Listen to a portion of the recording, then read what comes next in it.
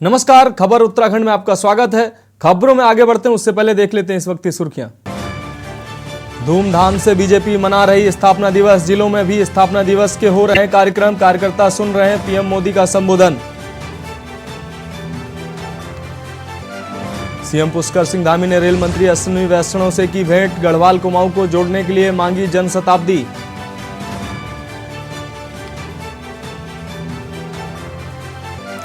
उत्तराखंड की किताबों से भी हटा मुगलों का इतिहास। गरमाई सियासत। सीएम ने कहा कर रहे आकलन।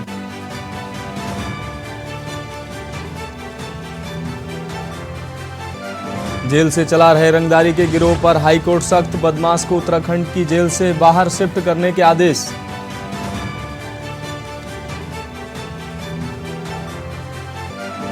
श्रद्धालुओं के लिए 20 मई को खुलेंगे हेमकुंड साहिब के कपाट। 22 अप्रैल को चारधाम यात्रा शुरू।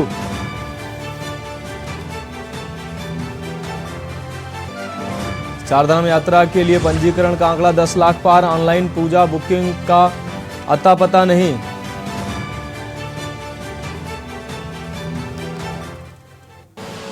आप देख रहे हैं के न्यूज, खबरों का सारथी।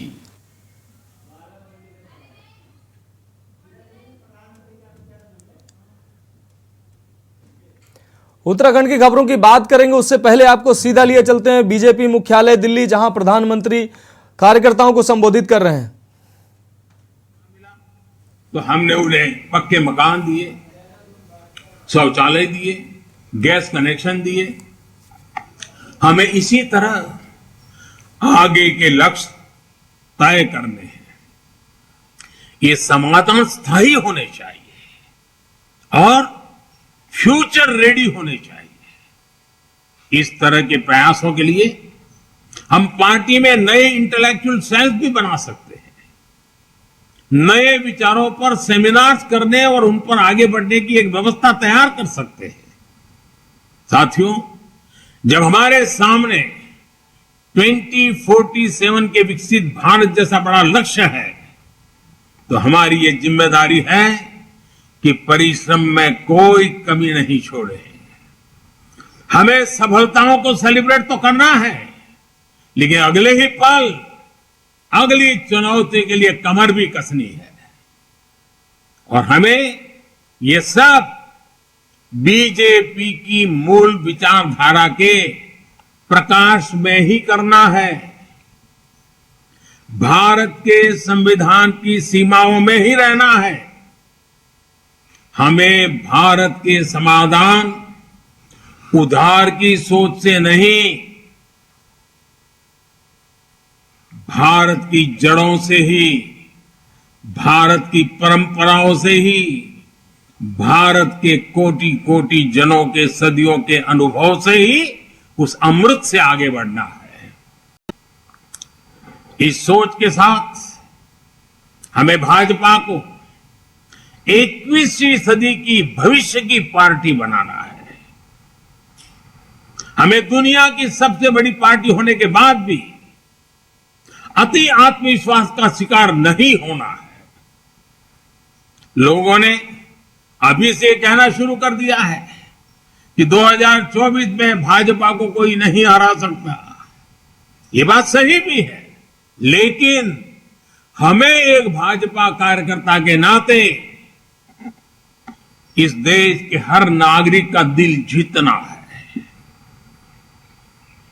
हमें चुनाव जीतने तक सीमित नहीं रहना है, कोटि कोटि जनों के दिलों को जीतना, ये हमारा मकसद है। हमें हर चुनाव उसी परिश्रम से लड़ना है जैसे हम 80 के दशक से भी अभी तक लड़ते आए हैं। मुझे विश्वास है कार्यकर्ताओं की ताकत और राष्ट्र प्रथम का संकल्प हमें इसी तरह ऊर्जा देता रहेगा। आज के इस शुभ अवसर पर 2 पड़ाव 50 साल जब बीजेपी के होंगे और 100 साल देश की आजादी के होंगे। आइए एक खाका खींचे, योजना बनाएं, जन जन के दिलों को जीतते हुए मां भातृ के जिन सपनों को लेकर के हम चले हैं उन सपनों को साकार करते रहे। आज हनुमान जयंती पर स्वयं हनुमान दादा भी हम पर आशीर्वाद बरसाएं और जनता जनार्दन तो ईश्वर का रूप ही होती है। उस जनता जनार्दन के आशीर्वाद के बिना कुछ नहीं होता है। उन आशीर्वादों को लेकर के भी हम आश्वस्त होकर के आगे बढ़े। मैं आप सबको बहुत बहुत धन्यवाद देता हूं, पुनः शुभकामनाएं देता हूं। मेरे साथ बोलिए भारत माता की, भारत माता की।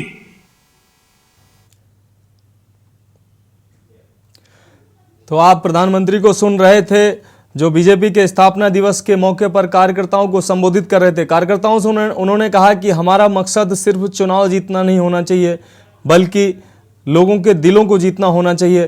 तमाम कार्यकर्ताओं का उत्साहवर्धन भी उन्होंने किया। यहां रुकते हैं एक ब्रेक के लिए, जल्द लौटते हैं। आप देख रहे हैं के न्यूज, खबरों का सारथी। ब्रेक के बाद आपका स्वागत है। रुक करते हैं खबरों का। उससे पहले देहरादून से एक खबर आ रही है, आपको दिखा दें। देहरादून से बड़ी खबर आ रही है। भाजपा का 43वां स्थापना दिवस।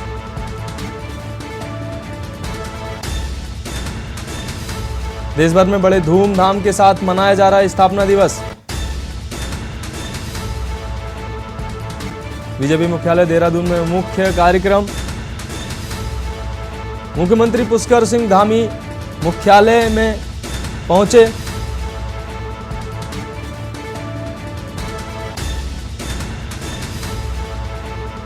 प्रदेश भर में बड़े धूमधाम के साथ मनाया जा रहा है बीजेपी का स्थापना दिवस।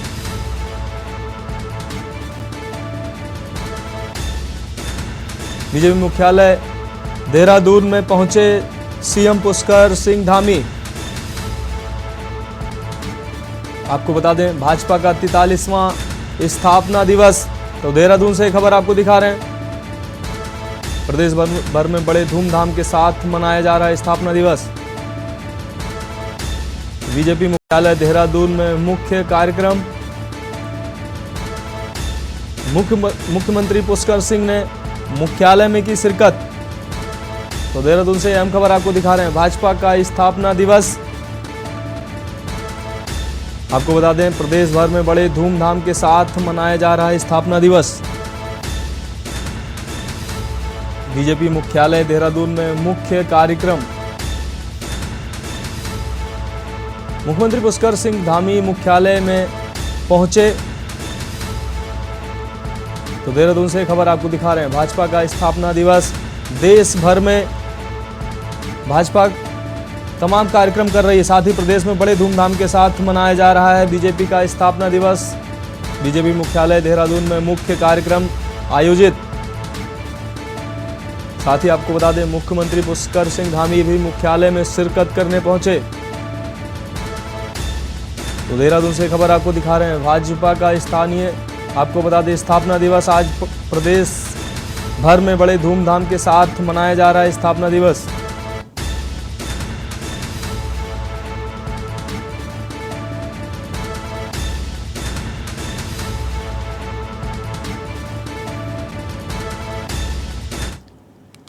अगली खबर देहरादून से है, जहां वर्ष 2014 के बाद बुधवार को सचिवालय देहरादून में पहली बार मुख्यमंत्री धामी की अध्यक्षता में उत्तराखंड भाषा संस्थान की बैठक हुई। वहीं संस्थान की प्रबंध कार्यकारिणी एवं साधारण सभा की बैठक की अध्यक्षता करते हुए मुख्यमंत्री पुष्कर सिंह धामी ने वर्ष 2023-24 में राज्य सरकार की ओर से प्रथम बार लोक भाषाओं व लोक साहित्य में कुमाऊनी, गढ़वाली व अन्य उत्तराखंड की बोलियों, उपबोलियों, पंजाबी एवं उर्दू में दीर्घकालीन उत्कृष्ट साहित्य सृजन एवं अनवरत साहित्य सेवा एवं हिंदी में उत्कृष्ट महाकाव्य, खंड काव्य रचना, कथा साहित्य व अन्य गद्य विधाओं के लिए प्रतिवर्ष उत्तराखंड साहित्य गौरव सम्मान प्रदान करने की घोषणा की। इसके साथ ही गढ़वाली, कुमाऊनी व जौनसारी 3 लोक भाषाओं तथा हिंदी भाषा में 4 नवोदित उदीयमान लेखकों को प्रतिवर्ष सम्मानित किया जाएगा। वहीं आगामी मई माह में भव्य समारोह आयोजित कर उत्कृष्ट साहित्यकारों को उक्त पुरस्कारों से सम्मानित किया जाएगा।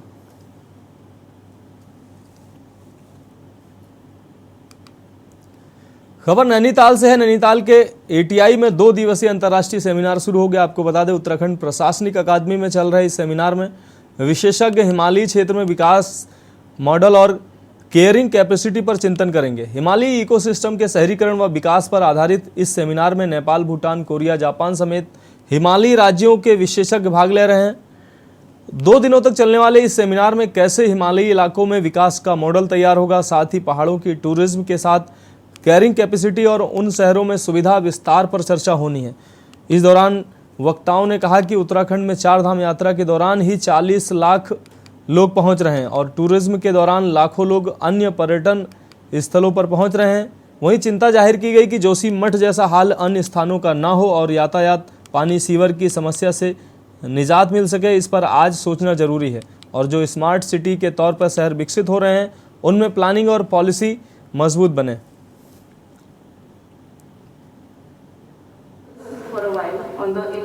काफ़ी प्रेशर हम लोगों के यहाँ टूरिस्ट का है, उस हिसाब से पार्किंग की समस्या है, पानी की समस्या है, सैनिटेशन की समस्या है।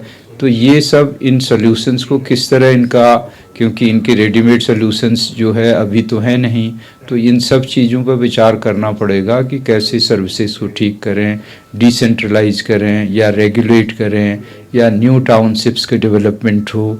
तो इन सभी चीज़ों पर जो हिमालय की इकोसिस्टम का सस्टेनेबिलिटी भी बनी रहे, फ्रेजिलिटी भी ना हो और साथ ही साथ हम लोगों के टूरिज्म और हमारी इकोनॉमिक एक्टिविटी पे भी एडवर्स इम्पैक्ट ना पड़े। What kind of cultural assets are there? A cultural sensitivity होना चाहिए. You know, you cannot build a city by removing some very important cultural assets. For example, temples or monasteries or all these historical cultural assets have to be preserved because they will also serve as attractions for tourists. Then we have to look at also how we protect our agricultural land. We cannot simply go on building houses on agricultural land because we have very limited agricultural land in the mountains in particular. So food security is very important, and if we keep building on agricultural land, we are going to miss out on food production. So that is also very important. And then greenery. We have to protect the forests around settlements. If there are no trees, we have to plant them, and we have to beautify our cities. पानी का सबसे बड़ा problem आने वाला है, क्योंकि अगर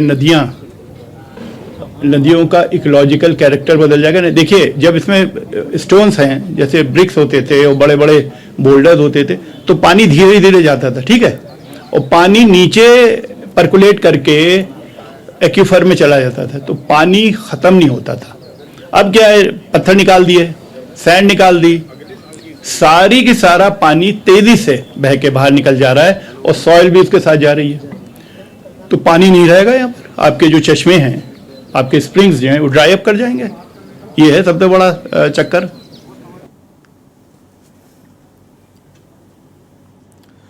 खबर अक्सर से है, जहां गोवर्धनपुर स्थित कृषि उत्पादन मंडी समिति परिसर में प्रशासन द्वारा आयोजित बहुउद्देशीय चिकित्सा शिविर में पूर्व विधायक कुंवर प्रणव चैंपियन ने बतौर मुख्य अतिथि शिरकत की। इस मौके पर एसडीएम गोपाल राम बिनवाल, तहसीलदार चंद्रशेखर वशिष्ठ ग्रामीणों की समस्याएं सुनी। निवर्तमान विधायक चैंपियन ने कहा कि सरकार जनता के द्वारा बहुउद्देशीय और चिकित्सा शिविर आयोजित कर रही है ताकि जनता को इसका लाभ मिल सके। आपको बता दें, कार्यक्रम में मौजूद निवर्तमान जिला पंचायत सदस्य रानी देवयानी बिष्ट ने कहा कि सरकार महिलाओं के विकास पर ज़्यादा ध्यान दे रही है, इसलिए अनेक कल्याणकारी योजनाओं को संचालित किया जा रहा है। एसडीएम गोपाल राम बेनीवाल ने कहा कि शिविर आई शिकायतों पर तुरंत एक्शन लिया जा रहा है।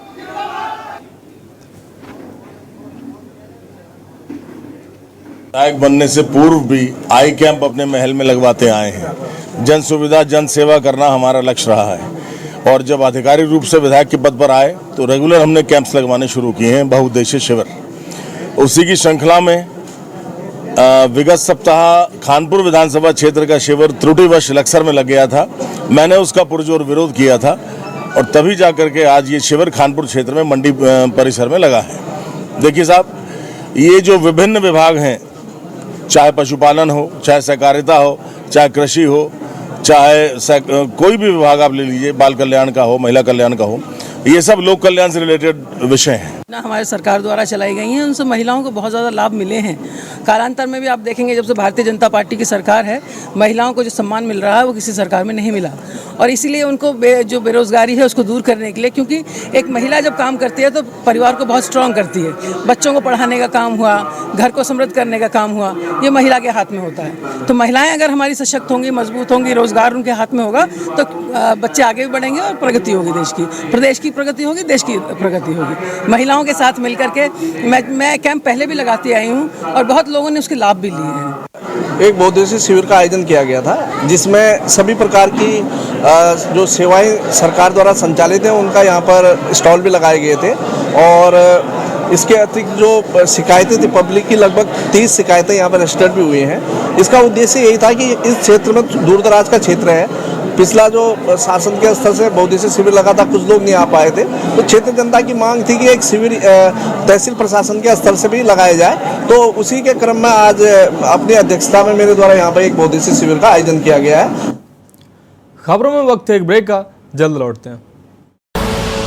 आप देख रहे हैं के न्यूज, खबरों का सारथी। ब्रेक के बाद आपका स्वागत है। खबर लक्सर से है, जहां KS memorial public school Ismailpur में बुधवार को स्कूल का स्थापना दिवस पूरी धूमधाम से मनाया गया। इसमें स्कूल के नन्हे मुन्ने बच्चों ने सांस्कृतिक और रंगारंग कार्यक्रम प्रस्तुत कर दर्शकों को घंटों तक बांधे रखा। वहीं पूर्व दर्जाधारी ठाकुर संजय सिंह ने विशिष्ट अतिथि मनीष चौधरी, अजय वर्मा और महेंद्र धीमान के साथ दीप जलाकर कार्यक्रम की शुरुआत की और कहा कि हमारी शिक्षा हमारे आने वाले कल को तय करती है। उन्होंने राष्ट्र के बेहतर भविष्य के लिए बच्चों में शिक्षा के साथ ही संस्कार को जरूरी बताया। जिला पंचायत क्षेत्र में जो सेवा के भाव में यहाँ पे स्कूल चला रहे हैं, बहुत अच्छा कार्य कर रहे हैं। ऐसे क्षेत्र में बच्चों को जो बाहर जाने में दिक्कत होती है, लोकल में इतना अच्छा स्कूल उन्होंने मेंटेन कर रखा है, तो मैं बधाई दूंगा अपनी ओर से कि बहुत अच्छा कार्य यहाँ इस क्षेत्र में कर रहे हैं। नसीब समझता हूँ कि आजकल की इस भागदौड़ की ज़िंदगी में भी लोगों जन नेताओं को भी स्कूल में आने का मौका देते हैं, और उनका मैं आभार व्यक्त करता हूँ केएस पब्लिक स्कूल से, उनके प्रिंसिपल साहब का और धीमान साहब का, चंद्रपाल जी का, जो खुद एक शिक्षक हैं।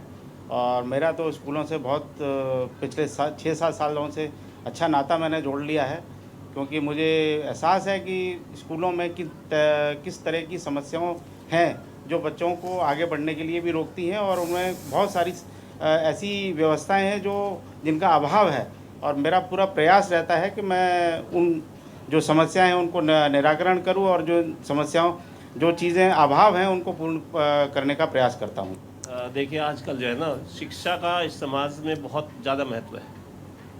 अनपढ़ व्यक्ति गंवार होता है और पशु के समान होता है। तो समाज को पढ़ा लिखा करके अच्छा नागरिक बनाना ही हमारा नैतिक दायित्व है, और इस दायित्व का निर्वहन हम बहुत अच्छे तरीके से कर रहे हैं। मैं तो आपने देखा होगा कि हमेशा बच्चों के हित में जो भी अच्छा होता है उसको करने का हमेशा प्रयास करते हैं, और शिक्षा के साथ साथ संस्कार बहुत ज़रूरी है।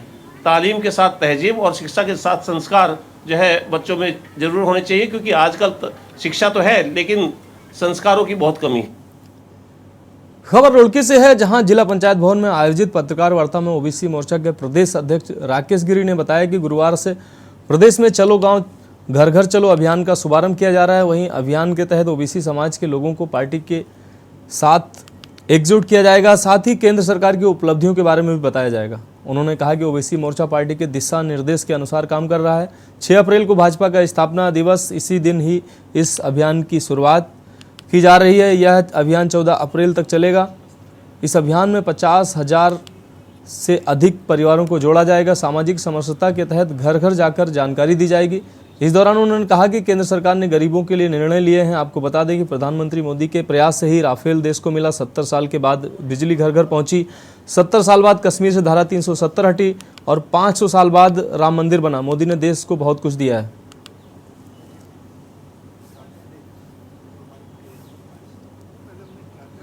पूरे देश में जिस तरह से हमारा राष्ट्रीय नेतृत्व 6 तारीख से लेकर के 14 तारीख तक गांव-गांव चलो घर घर चलो अभियान लेकर के इस विषय को नीचे धरातल पर उतारने के लिए अपने कार्यकर्ताओं की टीम बना करके नीचे सक्रिय रूप से पहुंचाने का काम करेंगे, तो ऐसे ही उत्तराखंड में हम लोगों ने अपने केंद्रीय नेतृत्व के आग्रह पर, आदेश पर हम लोगों ने यहाँ पर अपनी टीम बनाई है और इस टीम को कल 6 तारीख से लेकर के जो हमारा स्थापना दिवस है तब से लेकर के 14 तारीख तक हम लोगों ने अपने विभिन्न कार्यक्रम बनाए हैं और हमारे प्रदेश में समरसता दिवस के रूप में भी हम उसको मना रहे हैं।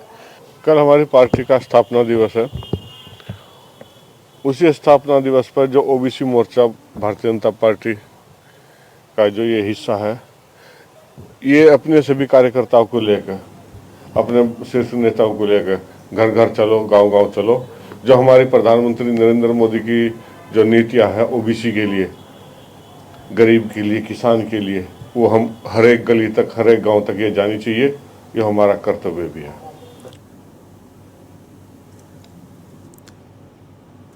अगली खबर रूपनगर से आ रही। हनुमान जन्मोत्सव पर शोभा यात्रा निकाली गई। आपको बता दें, रूपनगर में हनुमान जन्मोत्सव की धूमधाम से निकाली गई हनुमान जन्मोत्सव शोभा यात्रा। 15 फुट की गणेश प्रतिमा का विशेष आकर्षण। हनुमान जन्मोत्सव पर भक्तों ने मांगी मन्नतें। रूपनगर में हनुमान जन्मोत्सव की धूम, तो यह अहम खबर आपको दिखा रहे हैं। धूमधाम से निकाली गई हनुमान जन्मोत्सव शोभा यात्रा। तो आज पूरे देश में हनुमान जन्मोत्सव बड़े धूमधाम से मनाया जा रहा है। 15 फुट की गणेश प्रतिमा का भी विशेष आकर्षण। हनुमान जन्मोत्सव पर भक्तों ने मांगी मन्नतें। खबरों में अभी के लिए इतना ही। मुझे दीजिए इजाजत और आप देखते रहिए के न्यूज इंडिया। आप देख रहे हैं के न्यूज, खबरों का सारथी।